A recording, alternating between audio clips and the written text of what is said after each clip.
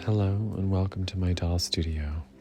My name is Astor and I'm a doll artist and designer living in Los Angeles, California. Today we're going to be making a special 18-inch fabric doll that I've developed just for you. The pattern is available for sale on my website and free for my patrons. Both of those links are below. I made my first fabric doll in 2008.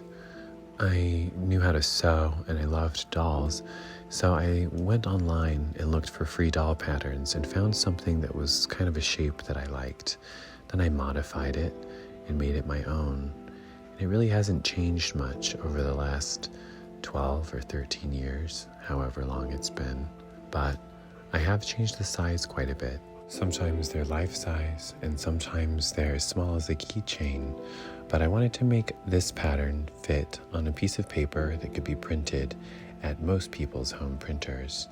So I tweaked it. I made one version completely off camera. I have my own sewing methods, and so this pattern and its instructions reflected accordingly. I'm sorry in advance if it's confusing, but that's why I'm making this video. When you cut the pattern pieces out, cut them exactly on the lines. Don't add seam allowance. I cut out the dart in the back and take my time cutting out all of the limbs, making them extra smooth. After that, I get a piece of muslin that's roughly the size that I want. Now, it doesn't have to be muslin. It could be any fabric, as long as it's easy enough to turn inside out. And then I double it over. I lay out the pattern pieces, making sure roughly everything will fit, and then I begin to trace. I trace exactly to the edge of the paper line, and I make everything close enough together, but not super close. I put the head on the bias. That means the fabric stretches a little more. And when I trace the legs, I trace them twice. Once, and then again next to itself. And then I finish tracing the arms once and again as well, and the back of the head. Then I take the folded piece of muslin and I stitch right on top of all of the pencil lines. I found this is what gives me the most accuracy, and that explains a lot of my pattern making instructions on the printed piece of paper. It tends to be the easiest to control one large piece of muslin, stitching the lines, rather than lots of pieces that are cut out. And I find that the lines themselves are a little more exact, at least for me. But you can adapt and do it your own way. Then I trim out the pieces. I leave anywhere from 1/4 of an inch to 1/8 of an inch to 3/8 of an inch. And it depends on how big it is. Probably because this is a smaller pattern, I'll cut a little less seam allowance. I cut out the head piece, which wasn't really sewn to anything, but it's on the bias. And then I make little notches in the seam allowance for where the dart will go. You'll see why later. Then I pick up the rest of the pieces and clip out a lot of the curves. I clip out the hips, I clip a little Y in the crotch, and in the underarms where there's that little right angle. Everything else looks pretty good, so I move on to finish the bits of sewing I have, which is the head and the body. I go ahead and close the dart on the head with a little back and forth.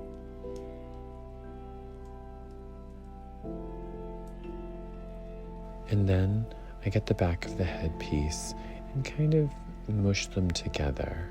I kind of match the pieces up, and then I clip off the extra dart material, like so. And then I start at the chin. If there's any kind of weirdness in the cutting or extra slack or something doesn't work out, it's usually with these pieces. So I like to start out with the chin and the jaw and then push all the extra ease to the top. That way, if for some reason I've cut the pattern piece wrong or there's a little extra or not enough, any puckering will be hidden by a wig on the top of the head. I take my time sewing along the chin and the jawline, just kind of delicately pulling and tucking, making sure I have everything in place. And then I finally get to the top of the head and run the machine over that.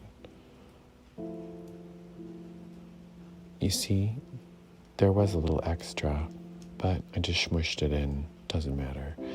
Then I clip along the jawline. That makes sure there's less creases when you turn her inside out. And then I move on to the bodice.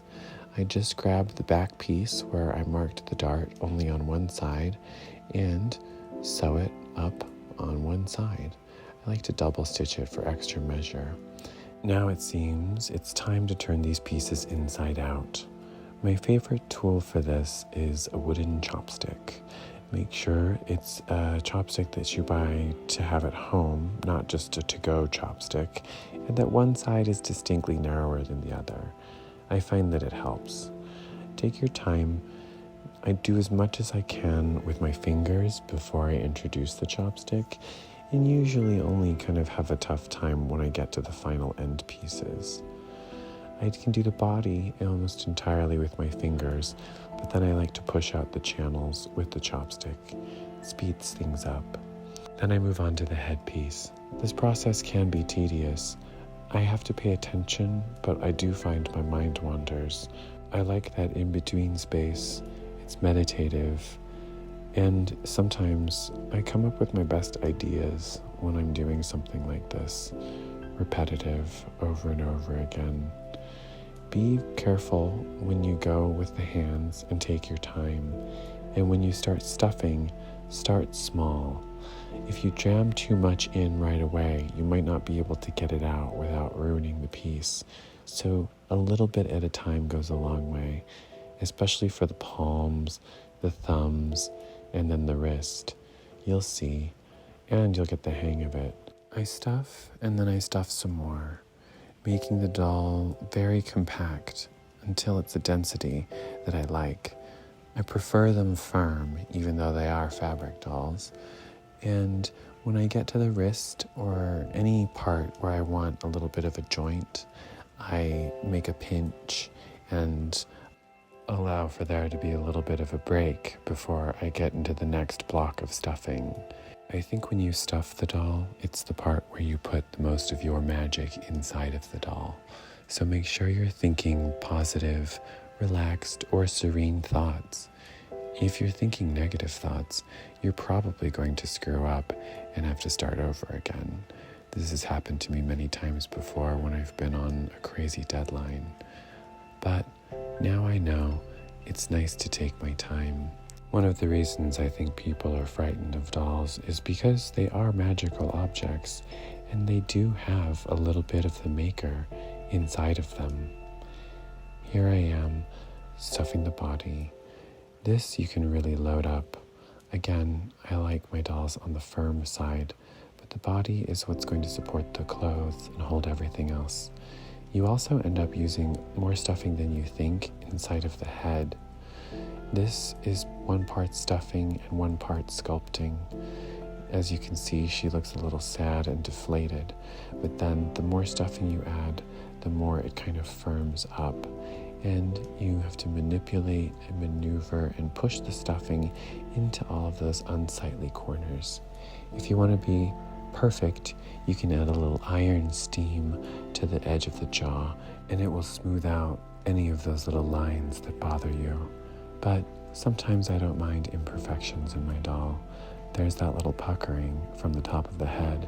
I fixed that in the pattern, don't worry, I think. I really fill up the neck. The neck needs to support the head, which supports the hair, and a floppy neck means a bobby-headed doll. You might want your neck a little floppy in doll life, but not real life. Make sure you're always taking care of your neck. We spend so much time craned over our phones, we might have floppy doll necks if we're old.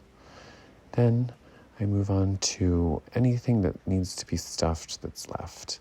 I use the same principles stuffing the legs as I do the arms, except I don't really have a break at the ankle.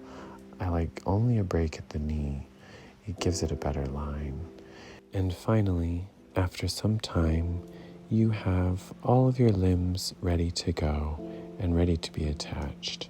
I thread my needle like a little kid, one long piece doubled over with a knot tied at the end, and then it's time to attach all of the parts. You can decide which leg is going to be right, which leg is going to be left, and then fold in the channels as much or as little as you want. It will determine the length of the limbs, but that's why I don't have any specific marks. It's for you to decide. It's for you to change, just like I change it almost every time I sew. As you can see, there's not really much technique. I just kind of shove the leg in there and then sandwich it between the pieces. Then I start hand sewing. I catch the knot inside of the loop that I created and stitch the leg up from side to side, flipping it around one way or the other. I was kind of clumsy and messy with this first pass, but that's kind of how it always goes. The first pass is a little rougher than the second, but no less loved. So then I end up closing up the top seam of the leg because this leg got a little longer while I was sewing it, longer than the pattern anyway. Again, it's up to you. Improvise, have fun along the way.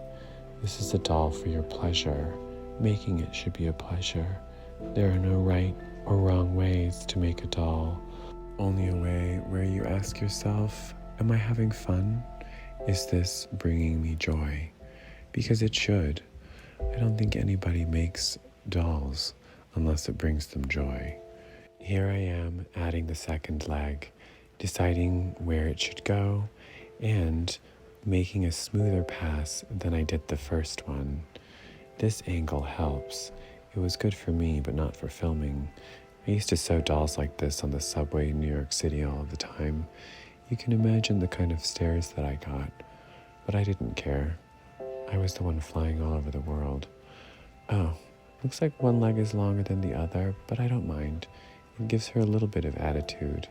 Now it's time to attach the arms. Arms are always a little trickier for me. I always want to make my doll arms longer than they need to be, and it looks good in my mind and in theory, stylistically, but then I'm never happy with how they look in photos. Something about it doesn't translate. I love long arms on dolls though. Does it mean I have long arms spiritually? Again, I just kind of shove them in, and this time, instead of sandwiching, I whip stitch around the armhole socket. Looks like this arm is a little long, so I actually do take it out and redo it.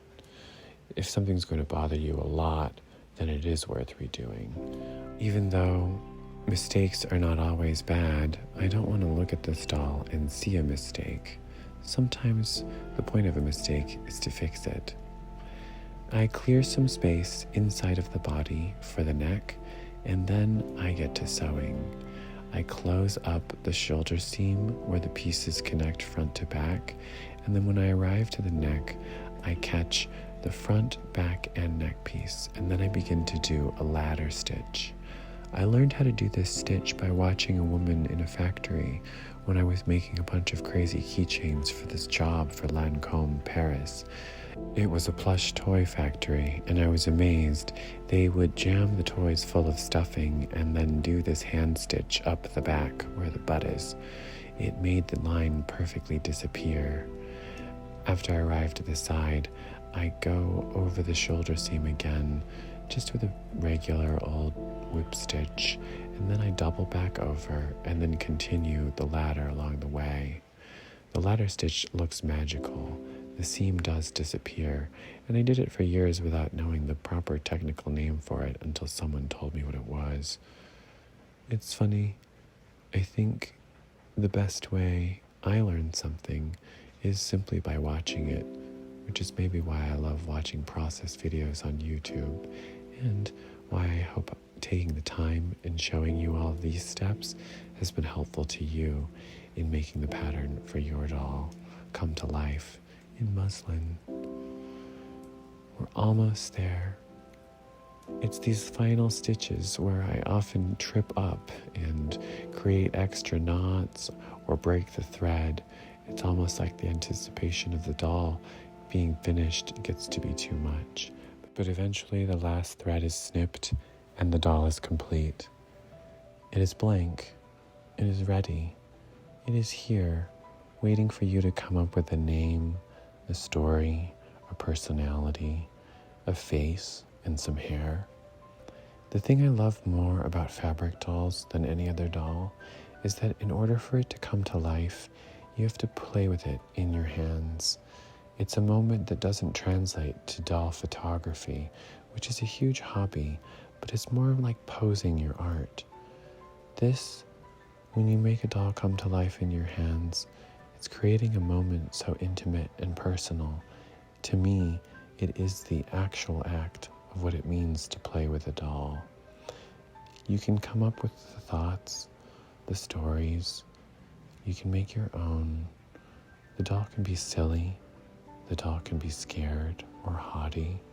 It becomes a perfect vehicle for the translation of your soul's innermost thoughts. And it's fun. It's fun to have her model. I guess this doll is a her today, but any gender will do. Now, if you stay tuned, over the next few weeks, I'm going to be uploading more videos where I show you how I draw the faces, what materials I use to make easy dresses that don't require a lot of sewing or pattern making for that matter. Just a pair of scissors, some fabric, and some things laying around the house. I hope you enjoyed coming along on this journey with me as I made this doll. I can't wait to see what you come up with. Make sure you tag me in any dolls you create that are inspired by the pattern. Don't forget to like and subscribe. I hope you have as much fun making your doll as I did making mine.